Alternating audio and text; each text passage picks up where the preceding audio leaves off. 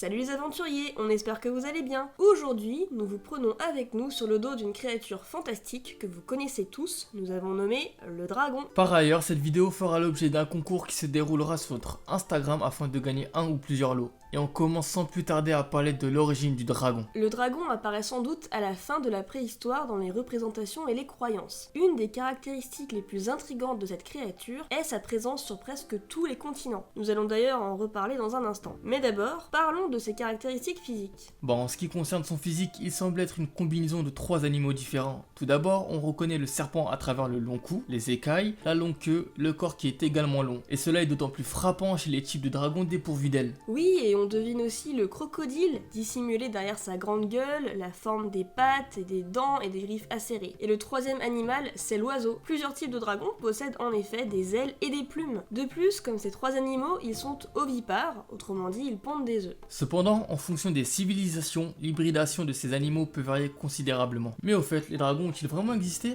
C'est une vraie question que certains ne prennent pas à la légère. En effet, on peut se demander si les dragons ont été inspirés par certains dinosaures. Effectivement, si l'ensemble de la communauté scientifique est d'accord pour dire que l'homme n'a jamais cohabité avec les dinosaures non aviens, un doute subsiste dans l'esprit de certains quant à la rapidité de l'évolution des dinosaures volants, ancêtres des oiseaux modernes, et donc la possibilité éventuelle qu'ils aient côtoyé l'homme. Sans aller jusqu'à là, on peut aussi supposer que l'invention du dragon est pour origine la découverte de fossiles de dinosaures volants ou pas. Par exemple, on sait qu'en 300 avant Jésus-Christ, dans le Sichuan, en Chine, un certain Chong Ku a découvert des ossements de dinosaures qu'il a attribués à un dragon. Mais on peut quand même douter que toutes les civilisations aient découvert ce genre de fossiles. L'hypothèse d'une hybridation imaginée à partir des animaux modernes dont on a parlé est plus probable, à l'image du sphinx ou des sirènes par exemple. D'ailleurs, les sirènes, on risque de vous en reparler. Néanmoins, il y a plusieurs cultures qui disent être ou avoir été en contact avec des créatures ressemblant à des dragons ou des dinosaures. Les pygmées du Congo par exemple parlent d'un animal appelé le Mokole Mbembe. Cet animal ressemblerait fortement à un dinosaure et aurait pu inspirer la légende des dragons. Oui, mais là encore, la science n'a pas pu fournir de preuves tangibles à l'existence de cette créature. L'origine physique du dragon reste donc un mystère et est étudiée par les férus de cryptozoologie. Ce qu'on peut dire, c'est que le dragon est devenu un animal fantastique dont l'apparence varie en fonction des cultures. Il a presque toujours la capacité de voler et de cracher du feu. Il est associé à l'air, à la terre et parfois à l'eau.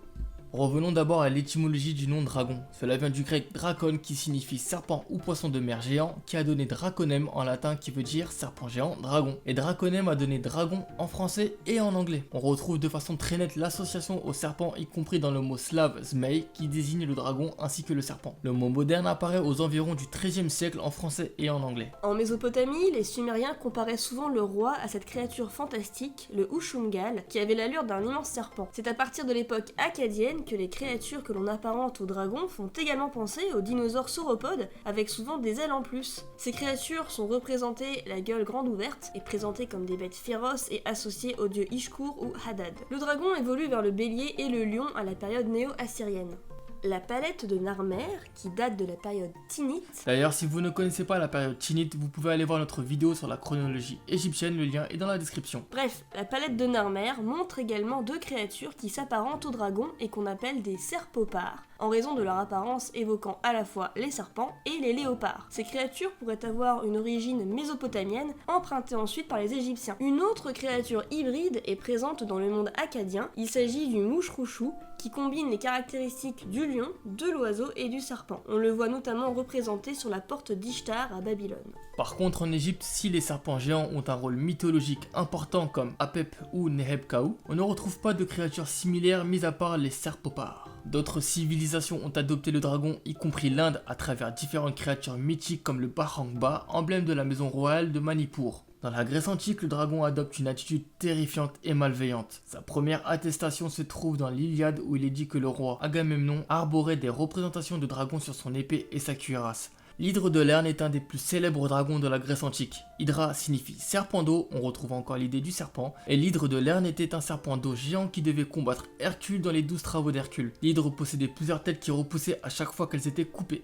Oui, et d'ailleurs, on retrouve aussi cette idée de dragon à plusieurs têtes dans les légendes slaves, comme celle de Zmei Gorinish, un dragon à 3 têtes cornues. Dans la quête de la toison d'or, Jason doit aussi vaincre un dragon qui garde de précieux objets. L'historien Hérodote affirme dans son livre 3 des Historia que l'Arabie abritait de nombreux serpents ailés de petite taille. Le christianisme, quant à lui, a conservé cette idée que le dragon représente le mal, il est la bête de l'Apocalypse. Les saints chrétiens, ainsi que de nombreux archanges, comme Michael, sont représentés terrassant des dragons. Le dragon incarne Satan et le paganisme. En Extrême-Orient, c'est la version chinoise du dragon qui est la plus connue, traversant les frontières par le biais du bouddhisme. Dans la mythologie chinoise, le dragon est au sommet du règne animal.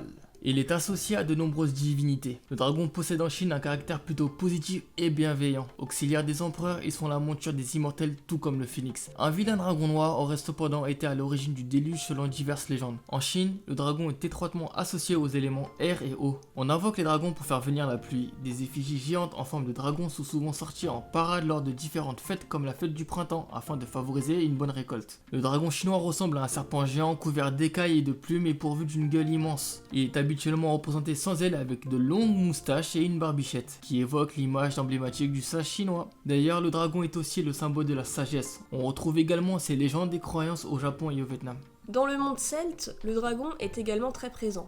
Le Mabinogi de Llud et Llewelyn raconte la légende des dragons rouges et blancs. Le dragon blanc représentait les envahisseurs saxons de l'île de Bretagne. Les deux dragons s'enivrèrent d'hydromel et furent enterrés à Oxford dans un sarcophage de pierre, préservant ainsi l'île d'une nouvelle invasion tant qu'il n'aurait pas été découvert.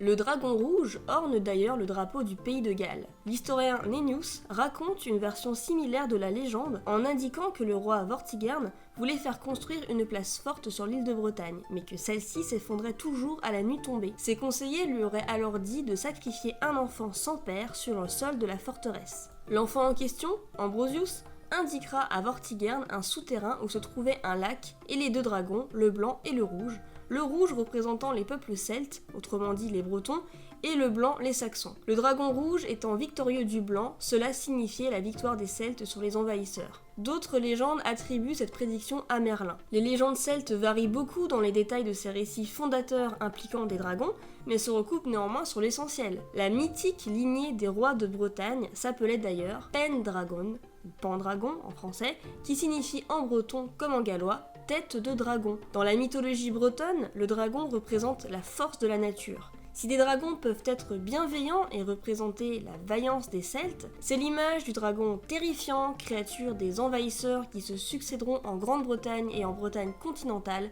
comme les Saxons et les Vikings notamment, qui finira par dominer. En tout cas, c'est une créature qui a beaucoup marqué les civilisations et les époques, la littérature et le cinéma et dont on exploite encore l'image de façon abondante. Le dragon conserve toujours un caractère redoutable mais peut être tantôt bienveillant, tantôt maléfique envers les hommes. La complexité de sa personnalité à travers les œuvres traduit des milliers d'années d'évolution et l'accumulation de qualités contradictoires attribuées en fonction de l'époque et de la situation. Le dragon est sans doute la créature fantastique la plus terrifiante mais également la plus admirée et la plus appréciée. On espère que cette vidéo un peu plus longue vous a plu. En tout cas, si c'est le cas, n'hésitez pas à mettre le petit pouce bleu qui aide la chaîne à avancer et à vous abonner si ce n'est pas encore fait. Et n'oubliez pas de nous retrouver sur Instagram pour participer au concours. Et à très bientôt pour de nouvelles aventures.